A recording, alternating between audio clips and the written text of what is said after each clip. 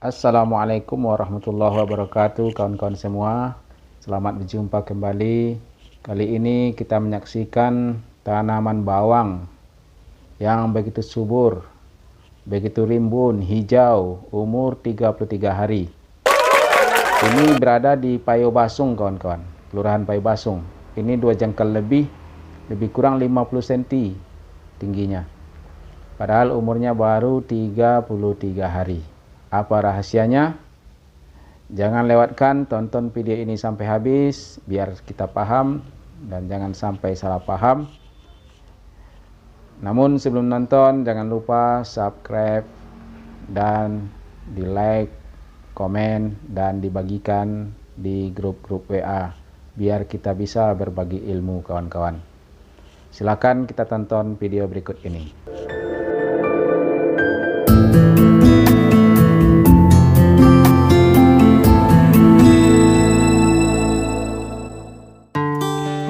Jadi lahan yang saya usahakan sekarang ini luasnya sekitar 0,2 hektar.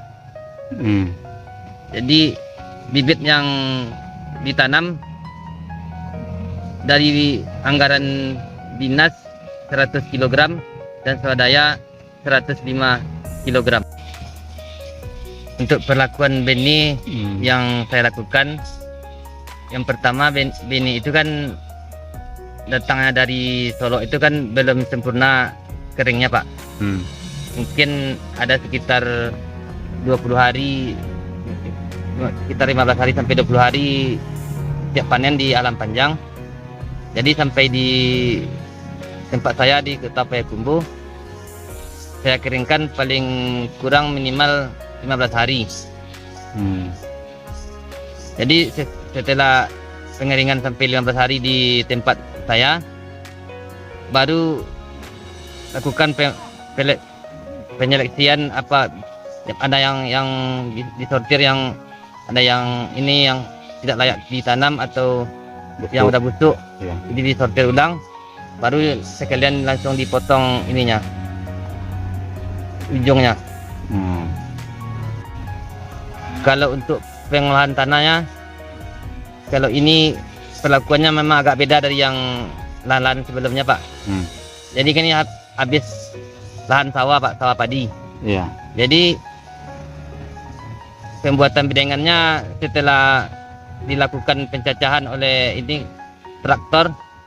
Jadi sebelum di traktor, dibabat pakai mesin potong rumput yang batang-batang padi yang itu.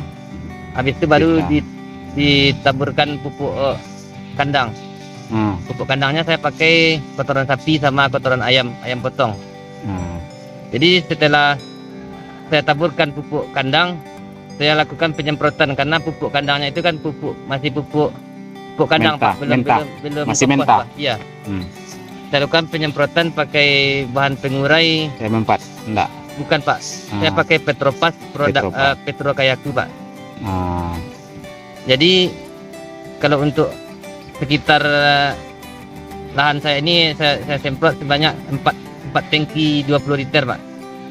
4 tangki 20 liter. Hampir 1 liter Petropas. 1 liter itu untuk 4 tangki. Kalau 1 liter tuh bisa untuk 5 tangki, Pak. 5 tangki. 5 tangki 20 liter. Yang digunakan 4 tangki. Iya, digunakan 4 tangki. Jadi tadi sebelum dibajak, lahan ini digunakan untuk padi sebelumnya. Maka sisa padi dipotong terlebih dahulu dengan mesin potong rumput. Kemudian disebarkan pupuk kandang. Iya, Pak.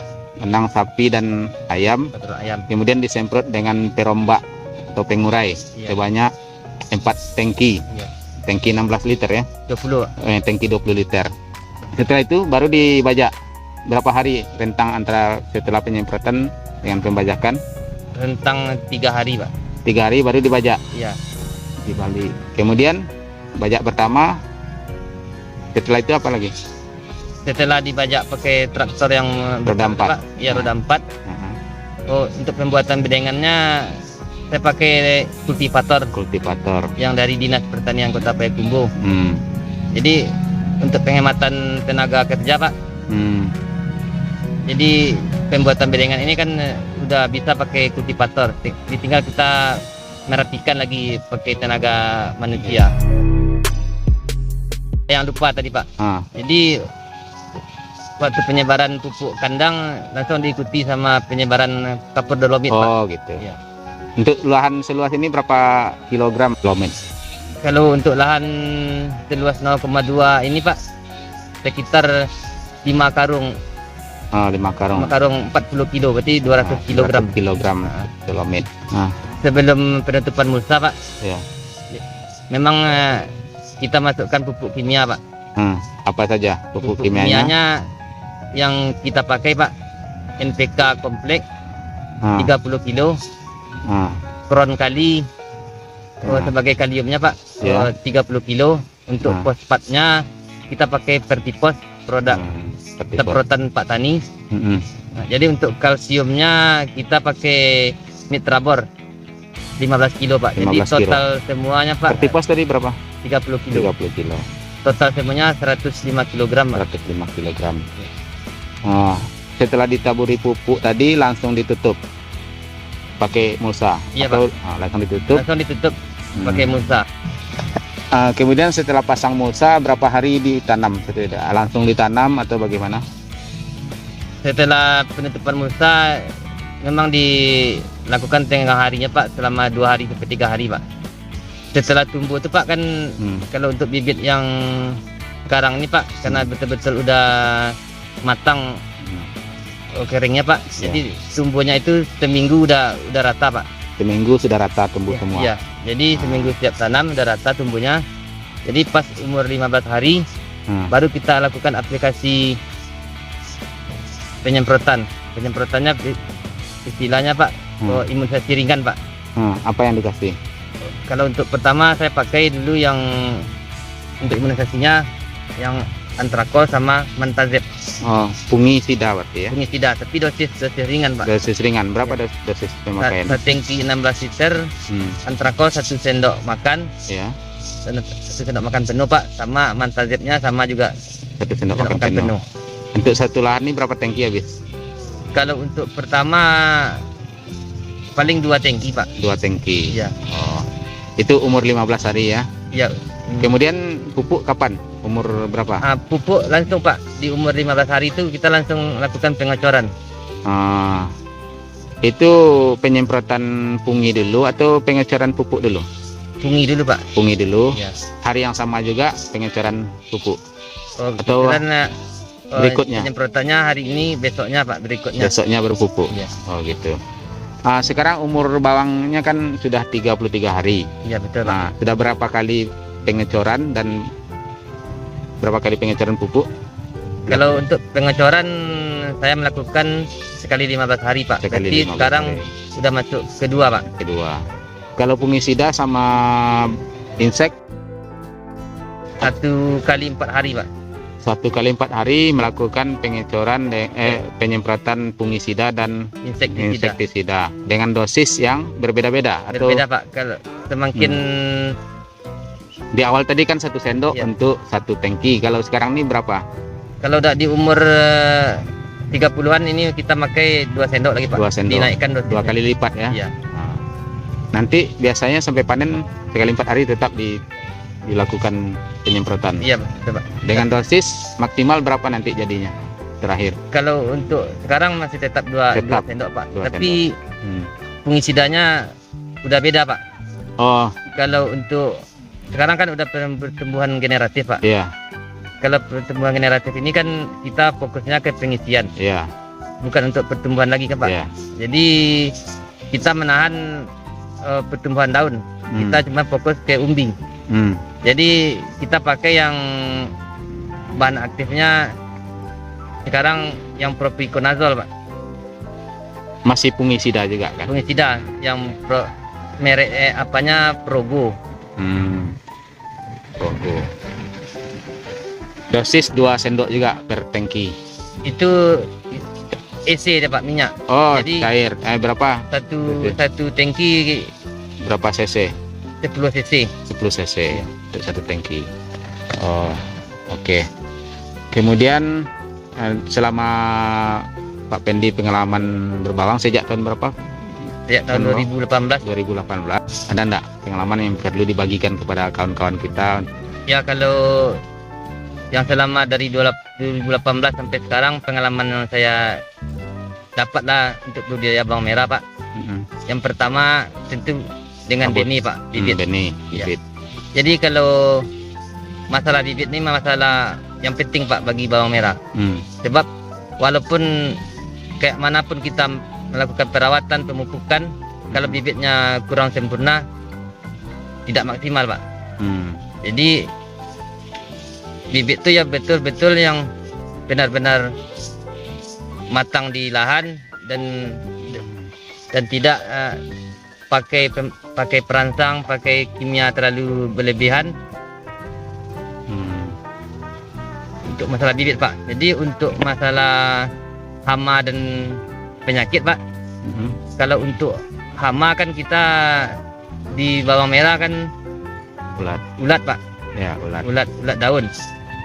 Nah, gimana pengalaman Pak Pendi antisipasinya supaya tidak Jadi sebelum, apakah dengan rutin menyemprot atau gimana?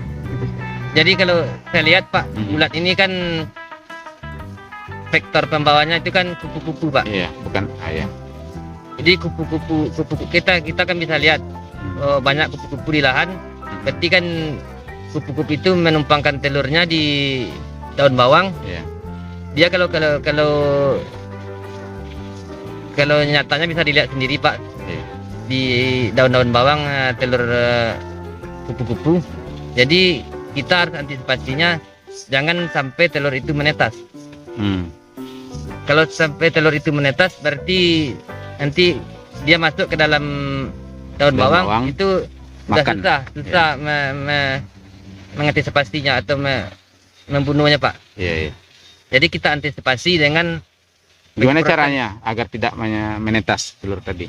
Jadi itu ada inseknya. Inseknya penyemprotannya di awal itu kita udah imunisasi dulu, Pak. Iya. Pakai yang inseknya yang berbang aktif Asepat.